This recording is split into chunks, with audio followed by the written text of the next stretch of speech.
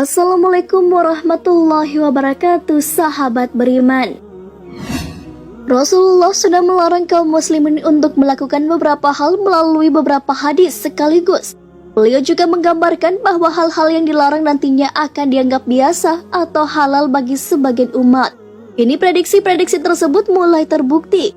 Apa saja hal-hal yang dilarang tersebut dan sekarang sudah dianggap biasa? Perzinaan. Perzinaan merupakan sesuatu yang dilarang, bahkan mendekatinya pun tidak dibolehkan dalam Al-Quran. Namun yang terjadi sekarang, perzinaan dengan berbagai macam nama sudah sulit dihilangkan. Yang personal tersebut sebagai perselingkuhan dan sudah sering kita baca di berbagai berita. Jika menyangkut perdagangan dan fasilitasi tempat, seperti hotel berbintang disebut komersial. Larangan zina sudah jelas disebutkan dalam Al-Quran. Dan janganlah kamu mendekati zina. Sesungguhnya zina itu adalah suatu perbuatan yang keji dan suatu jalan yang buruk. Quran Surah Al-Isra ayat 32. Kain sutra bagi laki-laki. Kain sutra bagi laki-laki itu diharamkan. Hal ini jelas-jelas dilarang oleh Allah. Larangan tersebut sesuai hadis Rasulullah SAW. Dihalalkan emas dan sutra bagi wanita dari kalangan umatku dan diharamkan bagi kaum laki-lakinya. Hadis riwayat An-Nasa'i. Namun tidak sedikit yang tetap memakainya. Ada juga yang kurang paham tentang larangan ini sehingga melanggarnya. Semua itu dilakukan dengan alasan karena memakai sutra bisa memperlihatkan kelas sosial si pemakai di masyarakat. Minuman keras, khamar. Minuman keras kini sudah dianggap barang yang biasa diperjualbelikan dengan berbagai merek yang membungkus dan menutupinya. Minuman ini dengan bebas dijual di berbagai tempat. Dengan peredarannya itu, tak heran sudah banyak orang yang beranggapan bahwa minuman keras itu halal. Allah Subhanahu wa Ta'ala melarang mengkonsumsi minuman keras karena dapat mendatangkan mudarat atau keburukan bagi yang mengkonsumsinya. Keburukan yang dimaksud adalah dapat merusak kesehatan, menghilangkan kesadaran, menyebabkan kecanduan, dan menurunkan produktivitas. Larangan Allah dalam mengkonsumsi khamar telah dijelaskan dalam Al-Quran. Mereka bertanya kepadamu tentang khamar dan judi.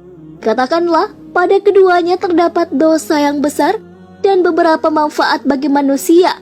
Tetapi dosa keduanya lebih besar dari manfaatnya. Dan mereka bertanya kepadamu, apa yang mereka nafkahkan? Katakanlah, yang lebih dari keperluan. Demikianlah Allah menerangkan ayat-ayatnya kepadamu supaya kamu berfikir.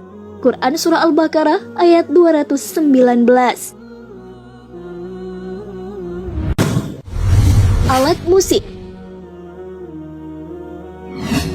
Jenis larangan ini mudah merebak di lingkungan masyarakat. Alat musik ini mewarnai keseharian manusia saat ini. Ditambah lagi dengan adanya media yang menayangkan acara musik. Perihal musik, Nabi Muhammad telah melarang dalam sabdanya, "Aku tidak melarang kalian menangis, namun yang aku larang adalah dua suara yang bodoh dan maksiat. Suara di saat nyanyian hiburan atau kesenangan, permainan dan lagu-lagu setan, serta suara ketika terjadi musibah, menampar wajah, merobek baju, dan ceritan setan." Hadis riwayat Hakim. Hadis tersebut sudah jelas menjadi bukti bahwasanya telah dilarangnya nyanyian dan alat musik. Lalu bagaimana dengan musik Islami? Bukankah nasyid-nasyid Islami mengandung ajakan kepada manusia untuk mengingat Allah Subhanahu wa Ta'ala? Pasti beberapa orang yang ditanya akan mengatakan bahwa hal itu mengandung kebaikan. Namun apakah benar? Jika Allah dan Rasulnya menganggap hal itu adalah baik, itu akan menjadi salah satu cara terbaik dalam berdakwah. Namun tak ada satupun cerita bahwa Rasulullah SAW dan para sahabat pernah melakukannya. Nasyid Islam yang biasa didengar saat ini bukanlah yang biasa Nabi dan sahabat lakukan ketika melakukan perjalanan jauh ataupun ketika bekerja. Nasyid ini adalah nasyid yang merupakan budaya kaum sufi. Mereka melakukannya dalam rangka mendekatkan diri kepada Allah Subhanahu wa Ta'ala. Perlu menjadi catatan bahwa Islam tidak secara mutlak melarang untuk bernyanyi dan bermain musik. Kapankah hal itu dibolehkan? Ketika hari raya. Hal ini berdasarkan hadis yang diriwayatkan oleh istri beliau, Ummul Mukminin Aisyah radhiyallahu anha. Beliau berkata, Abu Bakar radhiyallahu anhu masuk ke tempatku, dan di dekatku ada dua anak perempuan kecil dari wanita Ansar. sedang bernyanyi tentang apa yang dikatakan oleh kaum Ansar pada masa perang Buat. Lalu aku berkata, keduanya bukanlah menyanyi. Lalu Abu Bakar berkata, apakah seruling setan ada di dalam rumah Rasulullah? Hal itu terjadi ketika hari raya. Kemudian Rasulullah bersabda, wahai Abu Bakar, sesungguhnya setiap kaum memiliki hari raya dan ini adalah hari raya kita. Hadis riwayat Bukhari.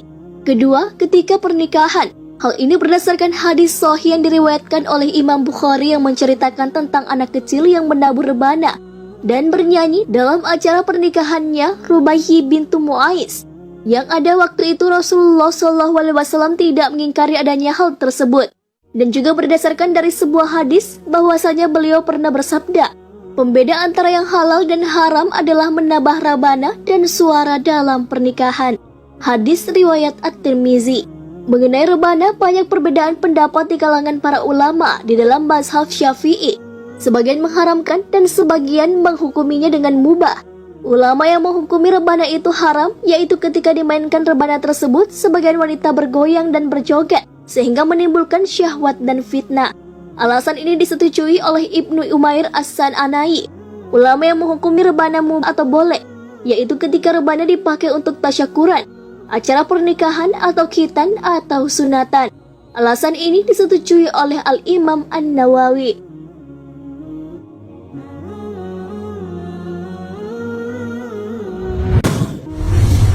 Seruling.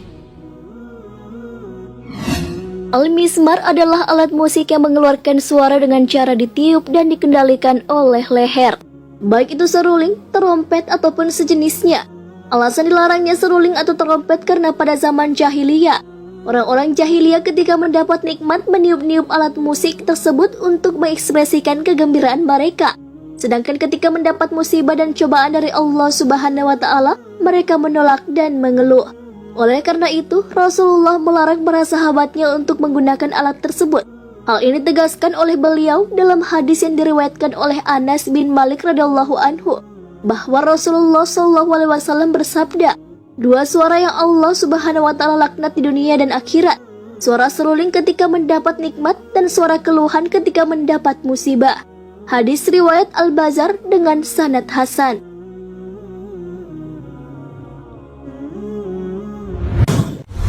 Tangisan keras saat musibah.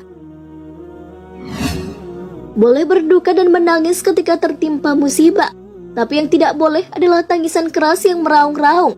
Namun sekarang ini banyak yang mengalami musibah dengan bebasnya meraung-raung. Larangan meraung-raung ketika tertimpa musibah sesuai dengan hadis yang diriwayatkan Abu Burda dari bapaknya Abu Musa Al-Ay'ari. Dia berkata, Abu Musa sedang sakit keras hingga pingsan. Saat itu dia berada di bilik seseorang wanita dari keluarganya. Lalu ada salah seorang wanita dari keluarganya yang berteriak-teriak. Namun Abu Musa tidak mampu mencegahnya sedikit pun. Tak kala semakin menjadi-jadi, maka dia berkata, aku berlepas diri dari apa yang Rasulullah berlepas diri darinya. Sesungguhnya Rasulullah berlepas diri dari wanita yang berteriak-teriak, yang mencukur rambut dan merobek-robek pakaian karena kematian seseorang. Hadis sahih di Takhrij Bukhari dan Muslim. Nah, sahabat beriman, itulah beberapa hal yang dulunya dilarang atau diharamkan oleh Nabi Muhammad SAW. Tapi sekarang sudah dianggap wajar atau biasa saja. Hal-hal yang dilarang tersebut sudah disampaikan dalam hadis beliau. Sungguh akan ada dari umatku segolongan orang yang menghalalkan perzinaan, kain sutra bagi laki-laki, kamar, dan alat musik. Hadis riwayat Bukhari. Semoga kita tidak ikut-ikutan menghalalkan hal-hal yang sudah dilarang tersebut. Amin ya rabbal alamin. Wallahu a'lam bissawab. Wassalamualaikum warahmatullahi wabarakatuh.